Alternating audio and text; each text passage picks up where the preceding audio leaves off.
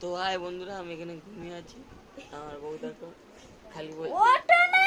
যে ওটো, সকালবেলা চলে যাচ্ছে তুলবি আমাকে। সকাল কাজ নেই না, কেন? কাজ হয়ে গেছে। কি কাজ হয়ে গেছে? তোমার মাথা, আমার মুন্ডু। আচ্ছা, তারপর?